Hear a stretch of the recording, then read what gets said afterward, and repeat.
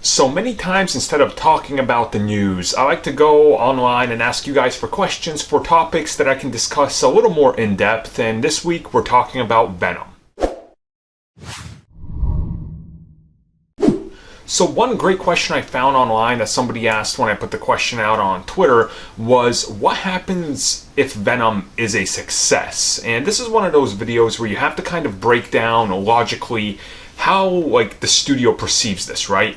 Venom's success, I guess that's where we're going to start.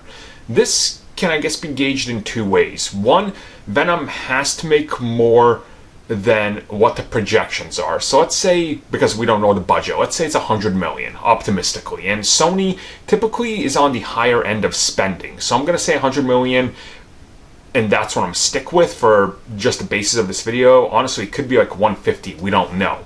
So with marketing, they're realistically going to spend 200 million.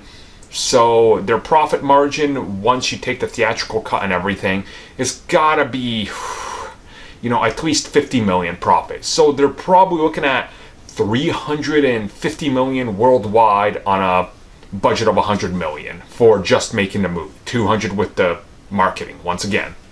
So with that in mind, let's say they got to break 350 and go, well, that was good. What does that mean? So if that hypothetically happens, Sony, like Warner Brothers and Universal, is a reactionary studio. They don't put something out and already have the next film in development. Marvel did that right off the bat. They're like, okay, so Iron Man was a success, Hulk, all right, what's next? What do we got? All right, put these movies out there, announce these dates, start working on sequels to some of these other movies. They were already producing them, right? Because they saw that there was a need for it, and they knew how they were going to go in there. So they were ahead of the entire game. Warner Brothers and Sony and all these studios, they sit down, they go, okay, well, wait for the movie to release. And then it releases, then you got to wait the 6 to 8 weeks, or sometimes even 3 months for the global release. Then they're still sitting there, and they're not doing anything.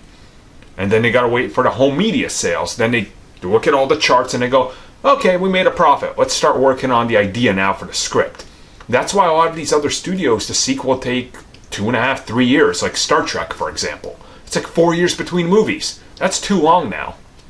So Sony's going to look at this in a very different light because they already have stuff lined up. Morbius is ready to shoot early next year, according to what we've heard, and they already got a lead actor. That movie's going to shoot if Venom succeeds. The moment Venom comes out, and if it makes good money on its first 2 weekends, we're going to start hearing more castings for Morbius, and that movie starts shooting January to release September, October of next year. And realistically, they're going to throw a Tom Hardy cameo in there somewhere or something along those lines because it's got to happen. And that's where the problems kind of start to show up. Because once again, you're being reactionary. You're not being confident. And confidence is, I think, something they need because it's Sony and they've had a lot of trouble with messaging. So it's an interesting situation for them. It all really does hinge on Venom. And if this movie fails,